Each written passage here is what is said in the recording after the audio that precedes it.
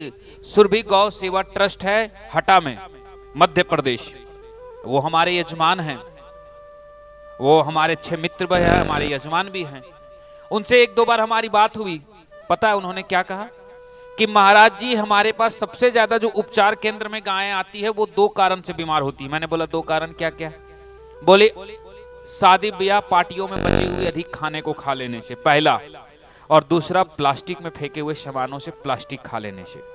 अब आप मुझे बताइए कि इस देश में सबसे ज्यादा गायों को हानि कौन दे रहा है? कसाई खाने दिन में 10,000 गायों मारे, पर पूरे भारत में लाखों गायों को हम केवल इसलिए मार दे रहे हैं कचरा फेंक कर। कृपया हम हाथ जोड़ करके सारे हिंदुओं से कहते हैं कि इस प्रकार से जानवरों पर अत्याचार मत करो। आज हम हिंदुओं से हाथ जोड़ करके कहते हैं कि भाई अगर तुम गाय को एक रोटी नहीं दे सकते हो मत दो, लेकिन कम से कम गाय के सामने प्लास्टिक में हरी सब्जियों को मत फेंको।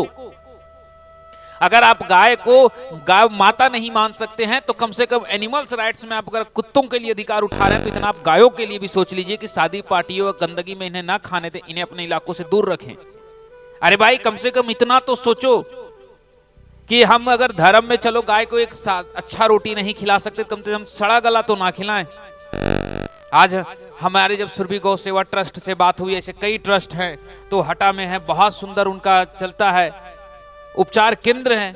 वो कहते महाराज जी हमारे पास जब कई गायें आती है तो मर जाती है हमारा उपचार करने से पहले। मैंने पूछा क्यों? बोला महाराज जी शादी ब्याह पार्टियों में बचे हुए अति खाना खा लेती है, सबसे ज्यादा तो शादी पार्टी वाले समय में ये लोग मरते हैं। हमने बोला धिक्कार है ऐसे हिंदुओं पर, धिक्कार है जो शादी कर रहा है, ब्याह कर रहा है, ब्राह्मण भोजन करवा रहा है, ब्राह्मण को दान कर रहा है, दामाद का पैर उससे अच्छा मत करो, उससे अच्छा मत करो। क्यों कर रहे हो फिर? जब तुम्हारी शादी, बेटी की शादी में अगर एक गौ मर रहा है तो गौ का श्राप से तुम्हारी बेटी कितनी सुखी रहेगी। आज ज्यादातर शहरों में इसलिए तलाक होता है क्योंकि आज वहां पे खाने इस प्रकार से फेंकते कि जीवों की मृत्यु हो रही है। तो तलाक नहीं होगी आपकी बेटी को तो क्या होगी? बुरा लगेगा। पर हिंदुओं एक बात याद रखिएगा, आपसे मैं एक ही चीज कहना चाहता हूं कि अगर आप गौ हत्या में लेश मात्र भी दोषी हैं तो याद रखिएगा, अगर आपको चेतावनी देने के बाद, आपको जगाने के बाद भी अगर आप नहीं सुधरते हैं तो इस लोक को छोड़ दीजिए, उस परलोक को छोड़ दीजिए। आप 14 लोक में कहीं भी जाइए, आपको कहीं सतोगति प्राप्त नहीं होगी। आप 1 सहस्त्र नहीं 1 करोड़ भी राधा नाम जप कर लीजिए, कोई मुक्ति नहीं मिलेगी अगर आपने गौ हत्या में आपका एक रत्ती मात्र भी सहयोग है तो। क्योंकि गौ हत्या में अगर आपका सहयोग मात्र, लेश मात्र भी है तो उस दोष की कोई मुक्ति नहीं है। क्योंकि जिस गाय की पूजा स्वयं राधा करती थी, जिस गाय की सेवा स्वयं केशव करते थे, माधव करते थे, राघव करते थे, राम करते थे, आप उस गाय की, जिस गाय की रक्षा के लिए परशुराम ने 21 बार सहस्त्रबाहु के कुल का संहार कर दिए, आप वैसी गाय को अगर मारने में सहयोग कर रहे तो आपकी मुक्ति, धिक्कार है ऐसे संधु पर, कभी मुक्ति नहीं होगी। ये मैं डंके की चोट पर कहता हूं। कोई कह दे कि फिर आपकी मुक्ति हो जाए किसी नाम जप से, किसी यज्ञ से, किसी हवन से, किसी भगवत गीता पाठ करने से, कहीं भी आपकी मुक्ति नहीं होगी। कम से कम मैं हाथ जोड़ रहा हूं भाई कि अगर हिंदुओं एक लाठी रखो, गाय रोटी मांगने आए तो मार के भगा दो, मत दो रोटी, लेकिन घर की हरी सब्जियों को भी प्लास्टिक में बांध करके मत फेंको सड़कों पर। इसके लिए किसको दोषी बताएं? आज हिंदू समाज के युवाएं, हमारे बजरंग दल के कई मित्र हैं जो गौ रक्षा के लिए, मनुमानेश्वर जैसे, यादव जैसे लोग आज सड़कों पर गोली खाने को तैयार हैं। लेकिन मैं उनसे पूछता हूं भाई तुम किसको मारोगे? क्या उन हिंदुओं को मारोगे जो इन्हें घर में मार रहे हैं कचरा फेंक करके? जब आज मैं जो ये बात बता रहा हूं, जब मैं सुनता हूं, जब हिंदू लड़के, वैसे लोग जो गौ हत्या की रक्षा में अपनी जान जोखिम में डालते, जब ये बातों को वो सुनते होंगे तो उनके हृदय में कितना चोट पहुंचता होगा।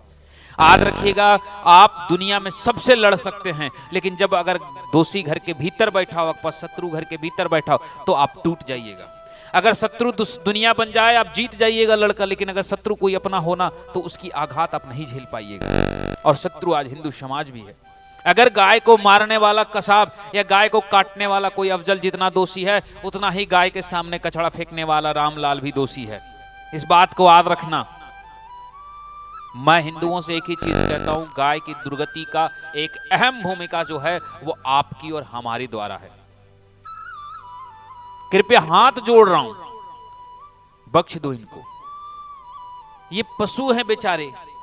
गाय, उस गाय की सेवा जिसकी गाय की सेवा राघव माधव सबने किया, जिस नारायण के जिस भी अवतार ने पृथ्वी पर अवतार लिए, उस अवतार में गौ सेवा किए, और तुम उस गौ की अनादर कर रहे हो, शादी पार्टियों में खाना फेंक दे रहे हो। आज हमारे देश में एक एनिमल्स राइट्स चलती है जिसमें कुत्तों की राइट की बात होती है, लेकिन दुर्भाग्यता देखिए कि पढ़े लिखे लोग कुत्तों को तो एनिमल मानते हैं, गाय को एनिमल्स ही नहीं मानते हैं। सेब को जब हम नारा दे तो हम हिंसक बन जाते हैं।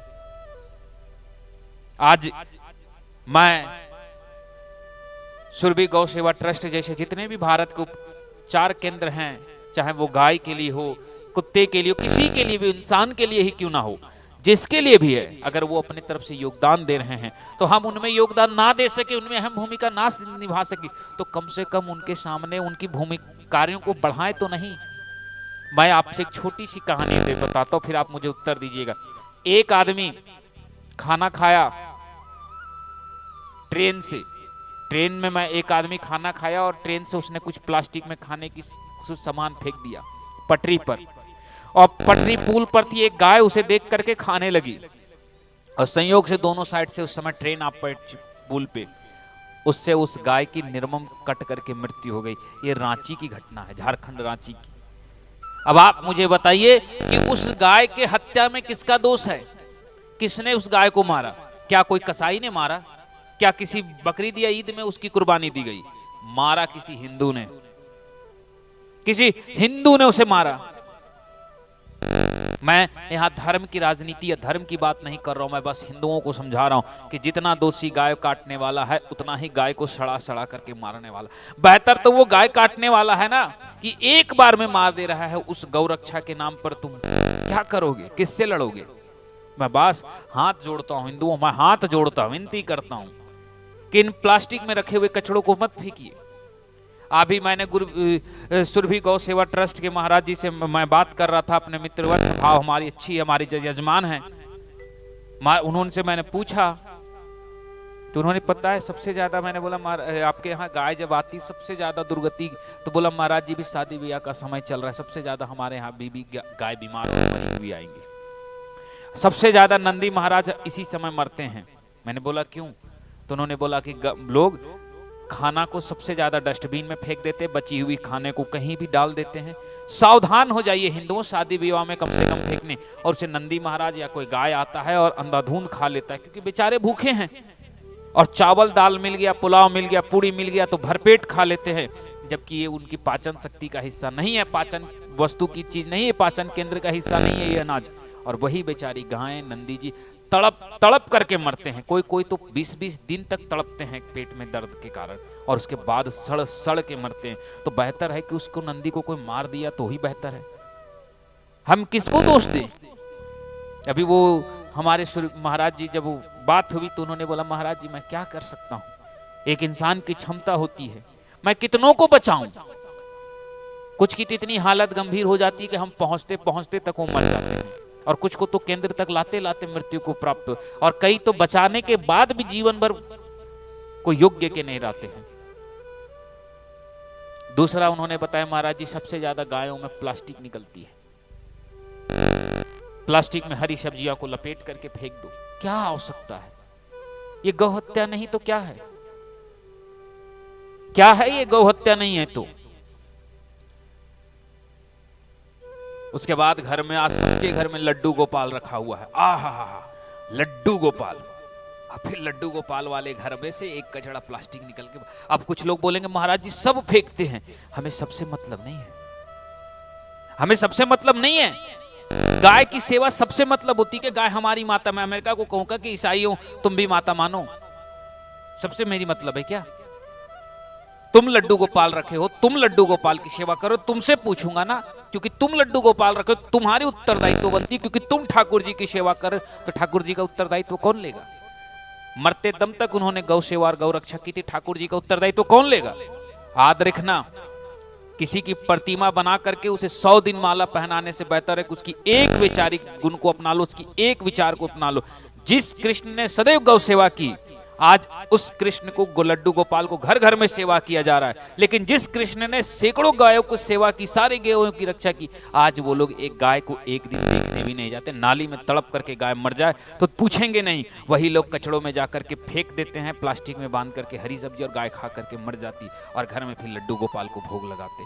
धिक्कार ऐसे घरों में तो लड्डू गोपाल रहना भी ना पसंद करे, जैसे घरों की मैं बात कर रहा हूं। दुर्गति है उन लोगों की। मेरी बात थोड़ी कटु है, मैं थोड़ा कड़वा बोलता हूं। अब मैं यहां चापलूसी बतियाने के लिए नहीं बैठा हूं कि अरे भैया राधा नाम जप लिया, आ हा हा मुक्ति, लड्डू गोपाल आ हा हा मुक्ति। राम राम भैया, मत लो, मुझे मत दो पैसे। ना मुझे आपसे मुक्ति चाहिए, ना आपकी भक्ति चाहिए, ना आपके जैसे भक्त चाहिए। मुझे तो बस यही चाहिए कि पहले लड्डू गोपाल की सेवा करने से पहले लड्डू गोपाल की गुणों को तो अपना लें। दिन भर केशव केशव केशव, मेरी राधा मेरी राधा मेरी राधा, और फिर एक बार सब्जी बनाएंगे, छिलके को काली प्लास्टिक पे बांधेंगे, गाय के सामने कचड़े में फेंक देंगे, और फिर कहेंगे राधा राधा राधा। वो गाय खाएगी, वो मर जाएगी। वो गाय मर रही जिसकी चरण वंदना माधव करते थे। गजब के हमारे हिंदू हैं, उस माधव की सेवा कर रहे हैं घर में, जो माधव गौ की सेवा करते थे। और गाय को कचड़े में भी और कचड़ा फेंक करके आ जाते प्लास्टिकों में गायों को मरने के लिए, जिसे माधव सेवा करते थे। ये तो वही बात हो गया ना कि बेटे को दे रहे हैं हम वीआईपी कुर्सी बिठा करके, वीआईपी ट्रीटमेंट, और जब उसका बाप आया तो 4 जूता मार करके भगा दिए। यही ना हुआ, यही ना हुआ। इसको और क्या कहेंगे? सत्य है, कटु है, पर राम राम भैया, हमें बड़ी पद और कुर्सी नहीं चाहिए, मुझे बहुत बड़ा नहीं बनना है। अगर सत्य स्वीकार सकते हैं तो मुझसे जुड़िए, नहीं स्वीकार सकते हैं राम राम जाइए।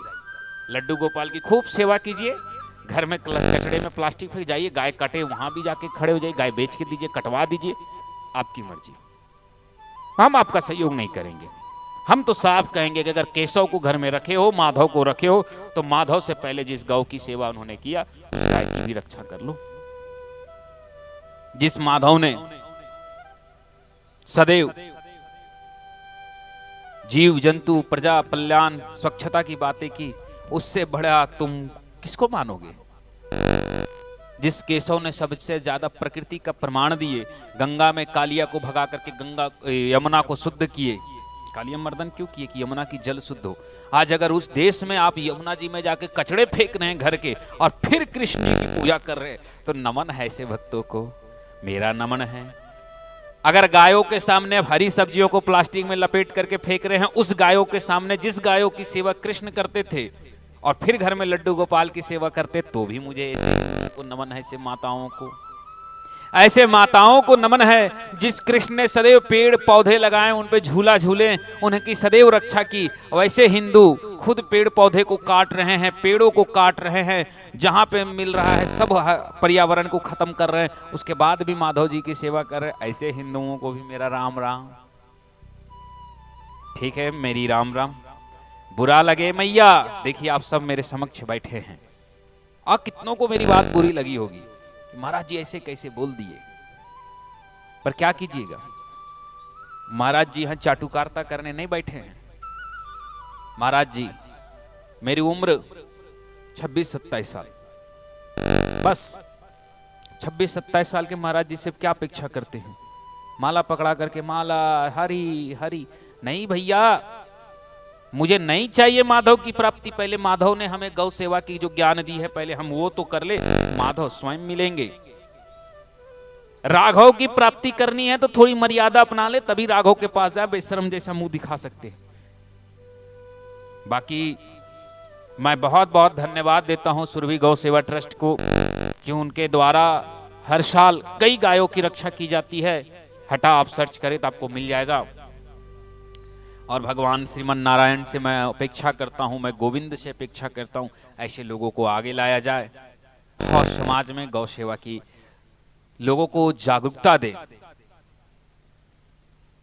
कृपया गाय की रक्षा ना कर सके तो गाय को मारने में भी आप अपना योगदान मत दे, ठीक है? बुरी लगेगी मैया, हमें भी अंदर से तकलीफ होता है ऐसे शब्दों को बोलने में, लेकिन हम जब सामने से, जब हमारे गौ सेवाओं में, गौशालाओं से जब हमारे पास ऐसी खबरें आती है ना कि गैया तड़प के मर गई, क्यों मर गई? कचड़ा खाई थी। क्यों मर गई? ज्यादा खाना खा ली थी, शादी ब्याह पार्टी। मैया मैं गौ रक्षा के लिए बैठा हूँ, मैं गौ रक्षा की बात करता हूँ, मैं भी एक हिंदू हूँ, गौ को माता मानता हूँ, अंदर से तकलीफ होती है। तब मैं ऐसे शब्दों को बोलता हूँ जब मुझे अंदर से तकलीफ होती है। तमाम हिंदुओं से मेरा हाथ जोड़ करके क्षमा चाहता हूँ कि अगर आपको ये दुख लगा हो मेरी बात का, तो हिंदुओं में क्षमा चाहता हूँ। आप सब मैया जितने भी मेरे समक्ष बैठे हैं, यहाँ सैकड़ों की भीड़ है, सबसे क्षमा चाहता होगा। जिनको भी मेरी बात बुरी लगी हो, आप बिल्कुल लड्डू गोपाल की सेवा कीजिए, भले गाय मरे, गाय के प्रति कचड़ा भी फेंकिए, मुझे कोई दिक्कत। आपको अगर इस बात बुरी लगी हो तो मैं क्षमा चाहता हूँ, क्योंकि मैं रोक तो किसी का हाथ पकड़ के नहीं सकता हूँ, मैं इसे बोल सकता हूँ, लेकिन अगर बेईमानी किसी को कटी लगू हो, क्षमा चाहता हूँ। जय श्री मन्ना।